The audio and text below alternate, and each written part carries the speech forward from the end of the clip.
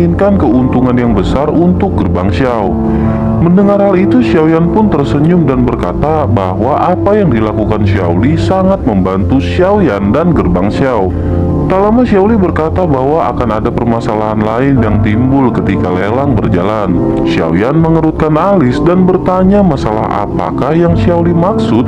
Ia berkata bahwa mereka perlu meningkatkan keamanan ketika proses lelang berlangsung. Mengingat kekuatan besar yang dimiliki masing-masing dari fraksi yang hadir, tidak menutup kemungkinan akan terjadinya kericuhan. Menambahkan bahwa hal yang lebih ia khawatirkan adalah Golden Silver Brother yang juga akan hadir dalam proses lelang. Xiaoyan tersenyum lalu berkata untuk tidak perlu khawatir dan serahkan masalah itu kepada Xiaoyan. Tugas Xiaoli hanya menjalankan proses lelang hingga selesai. Setelah Xiaoli perlahan maju ke atas panggung dan memperkenalkan diri bahwa ia adalah koordinator dalam pelelangan.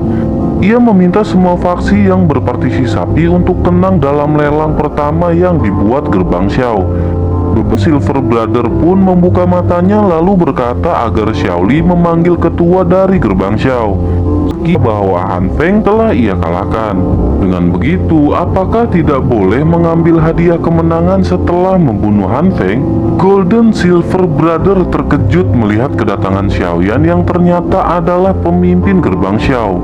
Dengan nada marah, mereka berkata bahwa Xiaoyan benar-benar tidak tahu diri. Setelah membunuh Han Feng, Xiaoyan masih berani merebut wilayah dari aliansi hitam. Menanggapi hal itu, Xiaoyan berkata bahwa Han Feng sudah mati dan aliansi hitam telah dibubarkan. Pemenang pertempuran akan menjadi raja sementara yang kalah akan menjadi bandit. Golden Silver Brother makin dongkol dan berkata bahwa mereka tidak rela jika kota Feng diambil alih oleh orang yang telah membunuh pemimpin aliansi hitam.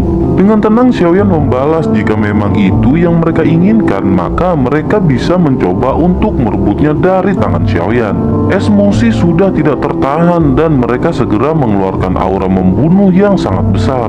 Orang-orang di belakang mereka yang merupakan anggota dari aliansi hitam pun terus memberi dukungan untuk segera menghabisi Xiaoyan. Di sisi lain, 3 ketua faksi yang hadir hanya terdiam menyadari sepertinya Golden Silver Brother kali ini sedang tidak beruntung karena melawan gerbang Xiao. Sementara itu, Xiaoli yang panik segera melambaikan tangan dan beberapa sosok hitam muncul dan bersiap untuk bertempur.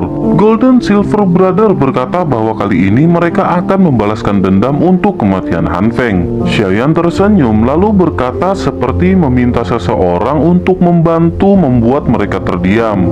Seketika secara perlahan muncul sosok wanita molek di samping Xiaoyan dengan aura kuat yang terpancar. Ruangan seketika hening bersamaan dengan munculnya wanita yang menjadi pusat perhatian. Golden Silver Brother terkejut dan menyadari bahwa itu adalah wanita pendingin Medusa. Tak lama, seorang di belakang mereka meminta Golden Silver Brother segera menghajar Xiaoyan dan setelah itu ia akan mengumpulkan pasukan untuk menghabisi semua pasukan gerbang Xiao. Tak lama setelah perkataan itu terucap, kilatan cahaya melintas di depan Golden Silver Brother kemudian menghantam si pria hingga menabrak tembok. Sontak Golden Silver Brother berteriak tolol memarahi anggota yang berada di belakangnya. Ia menambahkan bahwa Han Feng telah mati di tangan ketua Xiaoyan dan dengan begitu kota Feng secara otomatis menjadi hak dari gerbang Xiao. Mendengar hal itu, Xiaoyan merasa lucu dan menahan tawa melihat perubahan drastis yang ditampilkan oleh Golden Silver Brother. Brother telah melepaskan kota Feng, maka masalah hari ini dianggap sudah selesai. Golden Silver Brother hanya terdiam tak berdaya mendengar perkataan Xiaoyan. Jika doki dalam tubuh Xiaoyan benar-benar habis, maka itu akan menjadi hal yang sangat buruk bagi Xiaoyan.